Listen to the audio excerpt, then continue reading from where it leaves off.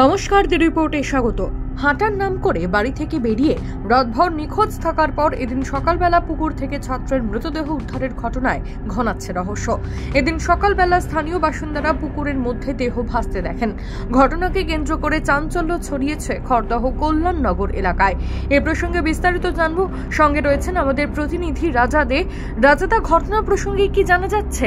দেখো, গতকাল সকালবেলা সপ্তম শ্রেণীর ছাত্র কল্যাণনগর হাই স্কুলের সম্রাট দাস, সে কিন্তু হাঁটার নাম করে বাড়ি থেকে বেরিয়ে যায় এবং বেরিয়ে যাওয়ার পরে তার যখন বাড়ির লোকজন খোঁজ খবর না পায় তখন কিন্তু বিভিন্ন জায়গায় খোঁজ খবর শুরু করে।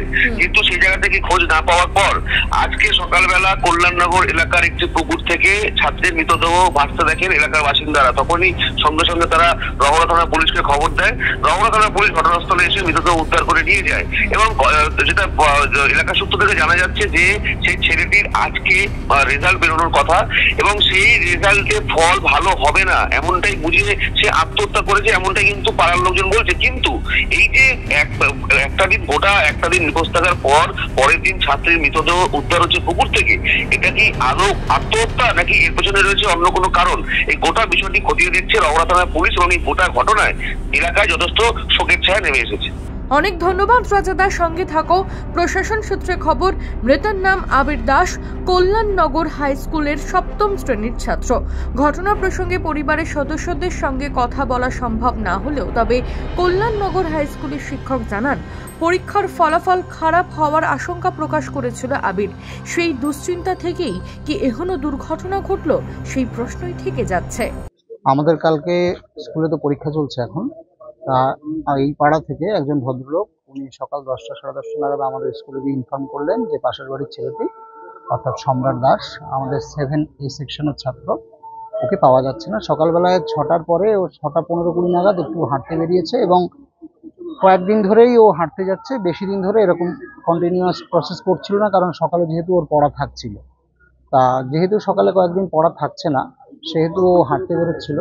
তা আমরা তাড়াতাড়ি করে আমাদের যে স্কুল গ্রুপ আছে, আমাদের শিক্ষক সংগঠন, ছাত্র সংগঠন, বিভিন্ন জায়গায় আমরা ওর ছবি এবং ওর নাম, এই বিষয় সংক্রান্ত তথ্যগুলো আমরা পোস্ট করি যাতে ওকে পাওয়া যায়। আমরা ওদের বাড়িতে এসেছিলাম দুপুরবেলা নাগাদ শিক্ষকেরা। তখন আমরা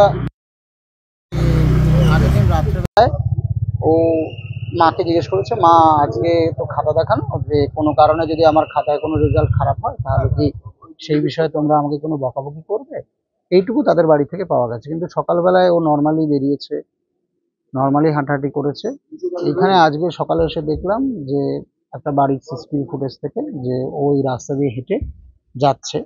এখন পুকুরে ওর বডি পাওয়া গেছে। কি কারণে এই ঘটনাটা ঘটলো তদন্ত করলে হয়তো সম্পূর্ণ ঘটনাটা আমাদের সামনে উঠে আসবে। ছেলে হিসেবে খুবই শান্ত, খুবই কম কথা বলতো এবং সম্পর্ক লিমিটেড। ও একজন নির্দিষ্ট বন্ধু ছিল, তাদেরকেও আমরা কালকে জিজ্ঞেস করেছি যে ওদের সঙ্গে ওর কোনো কথা হয়েছে নাকি, তাও কিন্তু কেউ বলতে পারে না। বিষয়টি জানতে পেরে ঘটনাস্থলে আসেন 28 নম্বর ওয়ার্ডের কাউন্সিলর স্নেহাশিস পাল। তিনি কি জানালেন শুনবো। দেখুন, এখন কি হয়েছে না হয়েছে প্রকৃতভাবে বলা খুব মুশকিল। প্রশাসন এসেছিল, প্রশাসন বডি নিয়ে গেছে, এখন তারা তদন্ত করে বের করতে পারবে কি প্রকৃত ঘটনা হয়েছিল।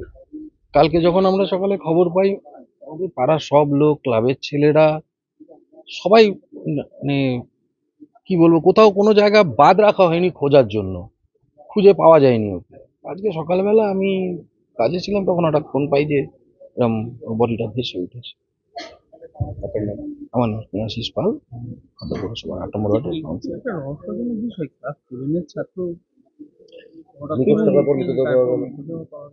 রহস্যজনক বলতে কিছু তো সন্দেহ হয়, যেটা ক্লাস 7-এর ছাত্র, তার 13-14 বছর বয়স।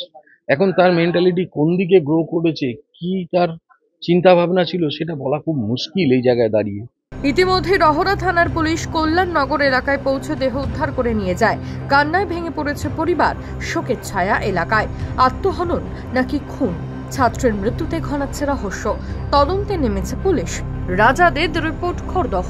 সমস্ত খবরের আপডেট পেতে লাইক করে সাবস্ক্রাইব করুন দি রিপোর্ট চ্যানেলটি। সেই সঙ্গে বেল বাটন প্রেস করতে ভুলবেন না।